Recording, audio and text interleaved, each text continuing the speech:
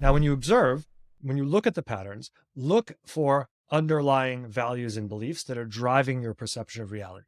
One way is to notice the language you use to describe the conflicts or miscommunications or patterns. A real example, a client frequently used the phrase, "It's like going into a war zone," or "I'm going into a battle." That language showed an obvious unconscious belief system that the world is dangerous or that they were under attack. And when you have that deep belief system, you will experience your environment as hostile, and you will hear, feel, and see attacking behaviors from others as your mind makes meaning of the actual sensory inputs, which might be facial expressions or tones of voice. But the facial expression, the tones of voice, don't have to be hostile, but your mind will have you see them that way. Another way to notice is the initial emotional response you have.